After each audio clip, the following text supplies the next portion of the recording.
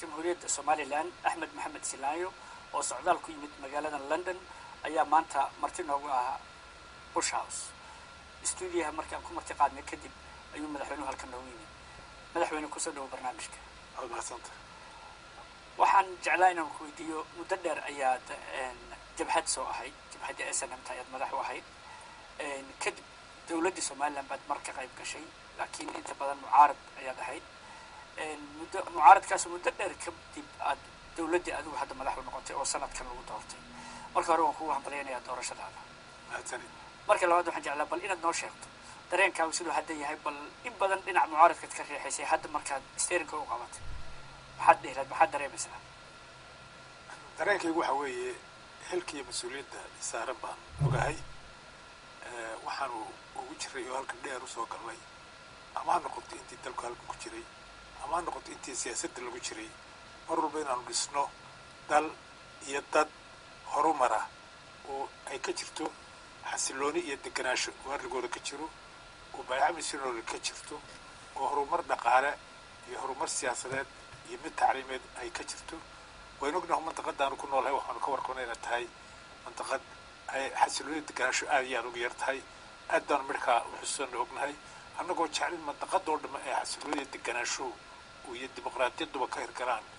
laakiin kulliba horta contribution ugu horeeyaanu samayn karna waxa weeye inaanu ka aanu ku noolahaanu joogno inaanu hanano xasiloonida deganaashiisa iyo dimuqraadiyadiisa aanu xoojino marka insha allah ila waxaanu ka barnay inuu taa nala qabto gobolka lagu nool yahay oo dhanna uu kusoo dabaalo deganaashiya xasilada uu dalka iyo gobolku dadku u baahan yahay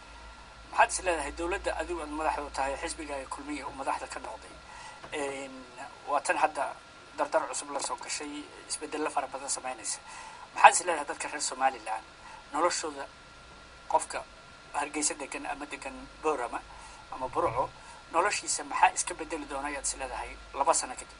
waxa aanu rajaynaynaa oo iska bedeli horta markuu warso waxa weeye dee in dadku yuhuuntiisa iyo nadiisa dee ay wanaagsanaadaan oo ay arkaan oo qiimeeyaan dalkooda oo arkaan dalkooda iyo dadkooda madaxu qabanayo inuu yahay cidda wax qabashada laga rabaana dowladda qoramay waa shacbiga laftiisa wax qabashada laga rabaa marka in ummadda kalsooni lagu abuuro cadaalad bay ummaddu u baahantay inay hesho hubiso inay cadaalad hesho inay hesho waxyaabihii xilka dowladdu qaadi lahaa waxaa ka mid ah dee wadooyin waxaa ka mid ah muxuu ahay maamul wanaagsan waxaa ka mid ah muxuu ahay waxbarasho waxaa ka mid ah tababar shaqaalaha iyo dadka dhalinyarada iyo dadka iskuullada ka baxaya la tababar ayaa ka mid ah waxaa ka mid ah nabadgelyadoo la ilaasho oo dadka quddiisa xilkii mas-uuliyadda wax laga siiya ayaa ka mid ah marka wixii ummad ku noqon lahayd oo dhan inay iyadu dowladdu daacadka oo corruptionka la dagaalamaysa oo xumaanta la dagaalamaysa ay ugu horkacda dalka ayaanu jeclaynaa berigii hore ee Soomaaliya aad wasiirka ahayd waan ogaa laakiin hoos kaagama warqabin noloshaada sida aad u shaqayso ragad wada shaqayn jirteen berigaas oo ama golaha dowladda ku jiray ama baananka joogay ama meel kale joogay waxay sheegeen inaad ku tilmaanayd inaad ragga corruptionka ka soo horjeeda ama musuqmaasuqa xagga lacagta xatooda hantida qaranka inaad ka mid ahayd hadda Somaliland systemku aad uma cusla waa dowlad cusub waxa dhan waa iska curdun marka si loo fiiriyo maxaad is leedahay oo ku soo biirin kartaa xagga dhaqaalaha horta marka ugu horeysa corruptionku ama tuugadu ama boobku wuxuu ka mid yahay waxyaabaha marka ugu horeysa dalka dee hantidiisa iyo yuhuntiisa iyo himilada ay ummadda iyo dadku eegsanayaan ka duwan jidkeeda iyo dariiqeeda uu ka mid yahay wuxuu ku ridaa niyaddu ka jabiyaa dadku oo dhabbu niyad jabiyaa inta xun baana ummadda soo hormarta marka waxaanu hubinay waxaanu samaynay hay-addan oo leeyahay anti corruption xafiiska corruptionka la dagaalama ayaanu samaynay oo aanu furay oo hubinayna in aanu noqdo shaqaalaha iyaga iyo dowladdeedu mid ka nadiifa waxa mid siday u dhiirigali karto dadka iyo kuwa dibadda naga imanaya doonaya dalka maalgashadana intaba ay marka corruptionka haddii la hor istaago dhaqaalihii waa hagaag u yaraan dakhligii baa kordhaya maxaad soo kordhinaysaa macna badan buu kordhinaya dee dakhligu quraa kordhaya maaha dakhligu kuma kordho corruptionka qura joogsana maaha wax soo saar buu ku kordhaa imika anagu dakhligaygu waa kordhinay waayo tuugadii baa yaraatay shaqadii baa muxuu dadka xilka loo saaray baa muxuu dad mas-uuliyaddeedu xilkoodii shaqaynaya saacadaha waqtigii ku qorayn ee la shaqaynaya baanu badinay intii hore ka badinay maaha saacadii baanu kordhinay maaha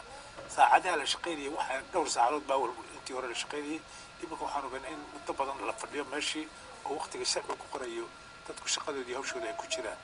marka waxyaabahaas oo dhan baanu doonaynaa inaanu dhiirigelin haddii laga dhigo dawlad waliba markay cusub tahay dardar cusub ayay la soo gashaa ma dardartaasaa mise waa wax socon doona insha allah waxaanu rajaynaynaa aanu ku niyadsanay inay socon doonto weliba ay ka heli doonto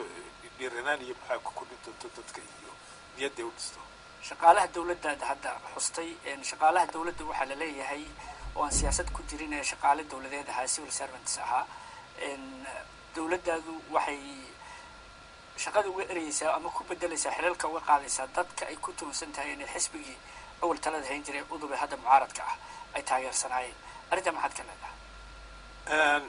dawladda aan madaxda ka wax u dhalatay dalkoo dhan bay u dhalatay dadkoo dhan bay u dhalatay waanu dhahnaa aad iyo aad baan maartay dad badan oo aan taageerin xisbiga kulmiye ayaa ku jira dawladda oo ka mid ah oo hadda ila socda oo xisaab kale ka tirsanaa oo shaqada dawladda ku jira dadka xuquuqdooda sharciga uu siinayay ka civil servant ka shaqaalahan aad iyo aad baan u ilaalinaa laakiin meeluhu habboonaa in la bedelo waana bedeli maase waa inta la wada mariyey laga bedelay meeshii laga kaxeeyey cidka loo dhiibay taasi wax weyn baa muxuu ahay ku dardara ka jirta arrintaasi ma jirto cid walbana cid kasta aadana shaqaale xuquuqda ay lahaayeen waa la ilaalinaya si buuxda sharcigu uu siinaya loo ilaalinaya ethoobiyaad soo martay london hadda markaad imanaysay ethoopia waxaad is aragteen ra-iisul wasaaraha waxaad is aragteen taliyaha ciidanka haddaan la khaldanayn waana dal darisna ah arrimo badanna idinka dhexeeyaan maxaa ugu weyna xiriirkiina hadda aad ku tilmaami lahayd ee xagguu maraya xidhiidhka naga dhexeeya etoobiya iyo saaragii aanu melesanaa way saragnay iyo dawladdiisuba aad iyo aad u heer sar u ahaa dhinac walbana waa ka wada hadalay waxaanuna muxuuha isla soo wada qaadnay aan huba kuna kalsoonayna shaqayn wado wada shaqayn fara badan oo dhinac walba leh dhinaca ganacsiga leh dhinaca isticmaalka dekeda berbera leh oo muxuu ahay etoobiya waynu ognahay oo dee dad muxuu ahay waa waddanka geeska afrika ugu weyn waana dad 80 malyan iyo kor u dhaafay isticmaalkooda of course Djibouti ay dekada kale isticmaalaanba waa ka badan yahay iyo berbera intaba waa baahi markaa inay dekadayda berbera isticmaalaan in muxuu ahay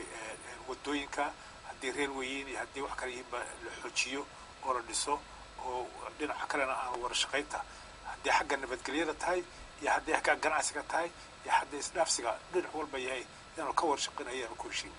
taageero badan iyo isfahan badanna waan isla gaarnay aad aan ugu kalsoonahay xagga nabadgelyada waxaa la leeyahay ciidan somaliland soo dhex marayay oo lagu eedeynayay in eritrea lagu soo tababaro oo ethoopia la dagaalami lahaa ayaa jira oo lagu tuhunsan yahay sida la sheegay saraakiil somaliland xataa inay lagu lahaayeen arrintaa ma ka wada hadasheen mase jirta arrintaa horena waa wada hadalay arrintaa aad baynu uga baadicisheen arrintaa waanu ka wada shaqaynay ciidamada somaliland shuqul kumay lahayn way jireen dad muxuu ahay dee khaldanaa somaliland ka mid ah oo farsamadii horena meeshu waxaa dariiq xalaq bareena oo hore bay wax u mari jireen markii ugu horreysay ma aha laakiin arrintaa annaga iyo xagga etoobiya waa ka wada shaqaynay meel wanaagsanna waa iska taagnay waana ka guulaysan xagga kale isla ammaanka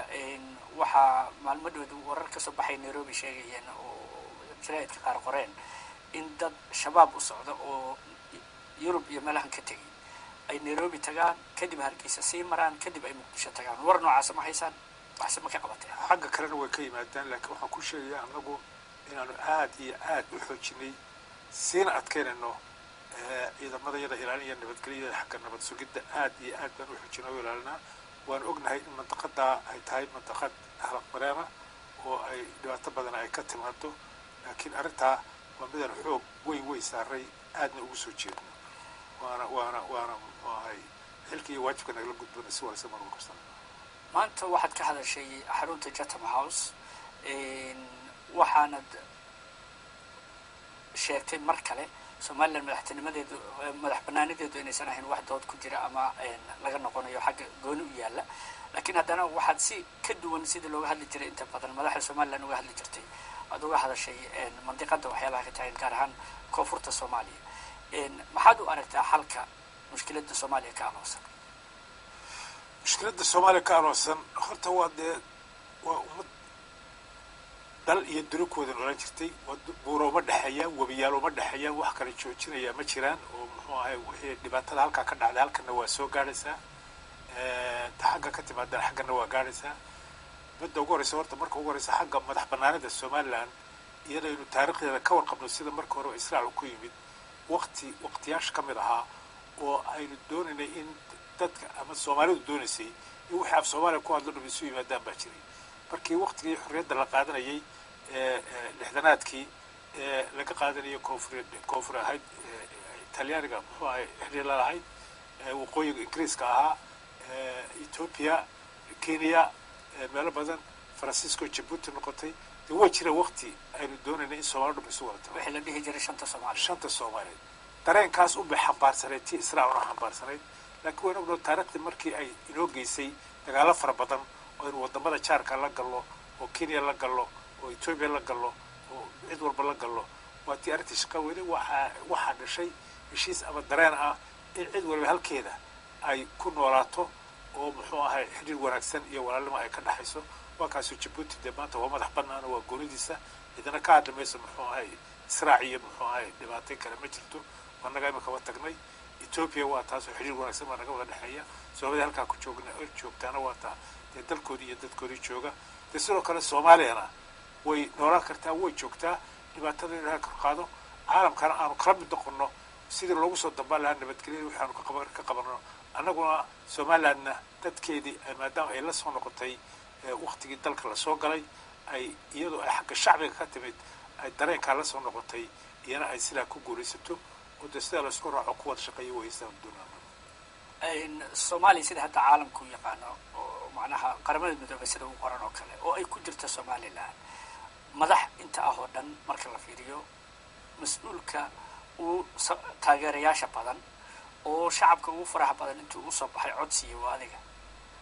ma laga yaabaa inaad mandatekaas isku daydo in aad inta kalena aad wax ka qabato wanaag baan la jecelahay sidaan u sharxay wax ka qabashada mar walba wixii aan ka qaban karayo qaran ahaan iyo dawlad ahaan iyo dad ahaanba diyaar baan u nahay mar walba waan iga maqashay in badan anigoo radioga ka hadlaya b b c iyo kuwa kaleba ka hadlaya oo leh wixii dadkaa wax yeelaya waanu kasoo horjeednaa dhibaato u geysana waanu kasoo horjeednaa laakiin wixii isu keenaya iyo wixii waxtarkooda iyo midayntooda iyo nabadgelyadooda ka shaqaynaya diyaar baanu nahay inaan muxua gacan ka siino waana jeclay in dadkii shacbiga dhibaatada laga daayay laakiin markay timaado madax banaanida somaliland taas iyadu waa mid laba taabtaana waa dareen ka yimid xagga shacbiga oo shacbiga goostay ummaddu isku raacday dee waqtigii la ogaaya ay dalka la soo galay madaxweynaha somaliland axmed maxamed silaayo aad iyo aad baad mahadsantahay adiga badan aad baad mahadsantahay